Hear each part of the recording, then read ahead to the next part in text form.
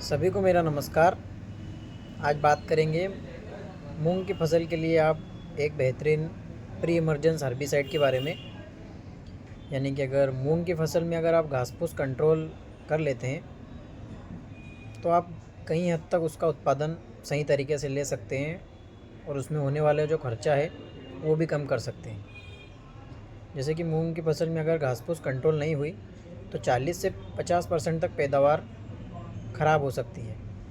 तो आज इस वीडियो में हम बात करेंगे एक प्री इमरजेंस हर्बिसाइड के बारे में, जिसमें पेंडीमेथ्रिन होता है 30% और इसमें 3% होता है इमेजाथाइपर।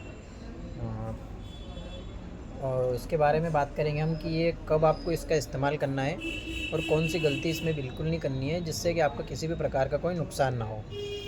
तो बात करते हैं सबसे पहले इस दवाई के बारे में।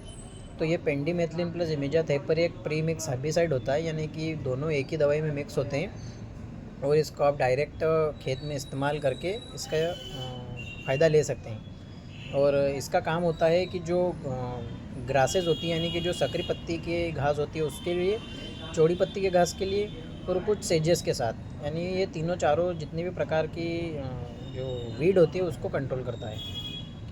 तो इसमें अगर बात करें अलग अलग हम इसका ब्रेकआउट करें केमिकल्स का इसके अंदर जो है, तो सबसे पहले होता है इसमें पेंडीमेथ्रिन जो घास को उगने से रोकता है, और जो इमेजाथाइपर होता है वो उग चुकी घास को मारता है।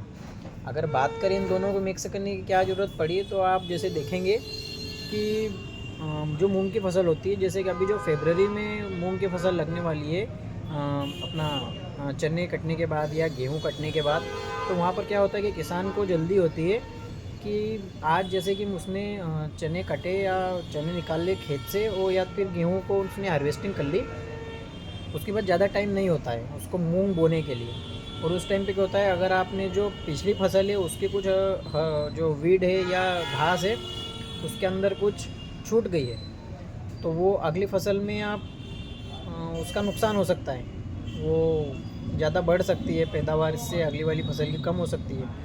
और अगर आप कितना भी उसमें रोटावेटर कल्टीवेटर चला लें, लेकिन उसको सूखने के लिए टाइम चाहिए होता है, तो उस टाइम को आपके पास वो टाइम नहीं रहता है, आपको वो जल्दी से जल्दी अगली फसल बोना होता है, क्योंकि उसके बाद आपको और अगली फसल लेनी पड़ती है।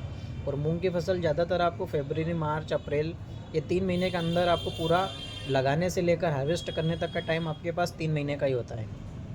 तो इसके लिए आपको ये हर्बिसाइड इस्तेमाल करना है।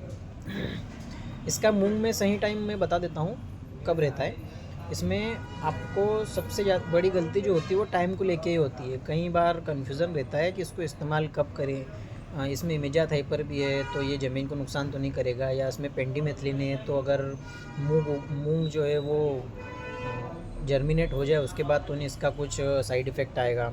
तो मैं आपका ये कन्फ्यूज़न दूर करता हूँ। इसका सही टाइम होता है बुआई से 1 से 3 दिन के अंदर, यानी कि जब तक आपका मूंग उगे नहीं, उगने के पहले आपको इसमें इसका प्री इमरजेंस हर्बिसाइड की तरह आपको इसका स्प्रे कर देना है। जैसे कि आपने मूंग बो दिए और उसके बाद आप इसका इस्तेमाल करो, यानी कि उसको छिड़क दो और फिर पानी दे दो अपने खेत में। तो जो पहले से आपके खेत में उगी हुई जो वो वीड है उसको भी मार देगा, और जो पेंडीमेथ्रिन है वो जो आने वाली जो खरपतवार होगी या जो उसका बीज होगा उसको ये इनेक्टिव कर देगा, जिससे कि ये आगे जाके अंकुरित ही नहीं होगा, जर्मिनेट ही नहीं होगा।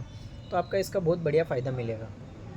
आगे बात करूँ इसके डोज और टैंक के डोज के बारे में, तो आपको ये 300 ml पर एकड़ लेना है। और इसका नॉर्मल डोज तो ये होता है, लेकिन 300 ml पर एकड़ कोई इस्तेमाल नहीं कर पाता है, तो आपको क्या करना है कि ये जो वीड होता है सॉरी इसमें जो दवाई होती है, ये आपको ये 100 ml लेना है 15 लीटर वाले पंप में, यानी 15 लीटर पानी और 100 ml वो दवाई, इन दोनों को मिक्स करके आप बराबर इसका स्प्रे करें। एक बात और ध्यान रखें कि जब आपका खेत खाली हो या आप जो सूखे खेत में इसका स्प्रे कर रहे हैं, तो हमेशा फ्लैट नोज़ल से इस्तेमाल किया, यानी कि जो कट नोज़ल रहता है आगे से, तो क्या होता है कि पूरा यूनिफॉर्मली कवर करता है ज़मीन को, आपके खेत को, और ज़्यादा से ज़्यादा ये इफ़ेक्टिव रहता है, क्योंकि ये पूरी तरीके से फैल जाता है और किसी भी प्रकार के आपको स्पॉट्स छूट नहीं जाते हैं जहाँ पर दवाई नहीं लगी हो। बात करूँ इसके फ़ायदों के बारे में, तो एक स्प्रे में आप 2 टाइप्स के वीड्स को कंट्रोल कर रहे हैं। एक तो वो जिससे कि आप उगने के पहले ही मार रहे हैं, और एक वो जो कुछ कुछ छूट गए हैं पिछली फसल से, जैसे कि इमेजिया थाइपर, तो वो अगर आप ये दोनों स्प्रे करते हैं तो 2 टाइप्स के आपके वीड्स कंट्रोल हो सकते हैं। दूसरी बार मूंग पे शुरुआत में ही क्लीन फील्ड रहेगा आपका, यानी कि इसमें जो घास फूस या आपकी जो कचरा है वो बहुत कम होगा, जिसके कारण आप जो भी फर्टिलाइज़र्स या उसको न्यूट्रिशन देंगे ज़मीन से वो बहुत बढ़िया रहेगा। उसके बाद इसमें निंदाई की ज़रूरत आपको बिल्कुल नहीं पड़ेगा, आपको निंदाई करवाना ही नहीं पड़ेगा। अगर थोड़ा बहुत भी होता है तो भी वो जब मूंग बड़ा हो जाएगा तो उसकी जो कंडीशन रहती है यानी बड़ी रहती है, तो वो खुद अपनी ग्रोथ इतनी कर लेता है कि वो जो आपका खरपतवार रहता है उसकी इतनी क्षमता नहीं रहती कि वो उसके किसी भी प्रकार से न्यूट्रिशन में पीछे छोड़े या कुछ नुकसान करे। सबसे बड़ी बात होती है कि अगर आपके खेत में खरपतवार कम रहता है तो यील्ड इंक्रीज अपने आप हो जाता है, क्योंकि फालतू में किसी भी प्रकार का उसमें न्यूट्रिशन ऑक्यूपाई नहीं करता है अपना, जो आपका खरपतवार रहता है वो, और पूरा न्यूट्रिशन आपके पौधे को ही लगता है। ठीक है, तो इसका आपको 100 ml प्रति पंप के हिसाब से इस्तेमाल करना है। इसकी कीमत की बात करूँ तो 550 से लेकर 600 रुपये तक के आपको मार्केट में ये मिल जाएगा, और आपको ये कंपनी टू कंपनी वेरी करता है कि कितना इसकी कीमत रहेगी। आगे बात करूँ तो अगर आप मूंग में हर्बिसाइड के 15 से 20 दिन तक खेत को अगर क्लीन रखना चाहते हो तो आप ज़रूरी इसका इस्तेमाल करें। एक और होता है पेंडीमेथिलीन सिंगल होता है, लेकिन वो ज़्यादा इफेक्टिव नहीं रहता है इफेक्टिव, लेकिन वो जो पुरानी फसल का जो चारा रहता है उससे वो नहीं मरता, तो आपको यही वाला इस्तेमाल करना चाहिए। इसके मैं मार्केट ब्रांड की बात करूँ तो हर कंपनी का आता है ये, जैसे कि अगर बड़ी कंपनी की बात करूँ तो BSF का वेलर 32 के नाम से आता है, और ज़्यादातर कोई भी दवा होगी तो उसको आखिरी में आपको 32 मिलेगा है, क्योंकि किसानों को समझने में आसानी होती है कि इसमें 32 नाम लिखा है, तो ये उसी सेगमेंट का प्रोडक्ट होगा। ठीक है, तो अगर आप इसका इस्तेमाल करें आपको इसका ज़रूर फ़ायदा मिलेगा। और अगर आप ऐसे ही वीडियोस आगे भी चाहते हैं तो इस पेज को आप सब्सक्राइब कर सकते हैं, लाइक कर सकते हैं। धन्यवाद। आपका दिन शुभ हो, आपकी खेती आपको समृद्ध बनाती रहे।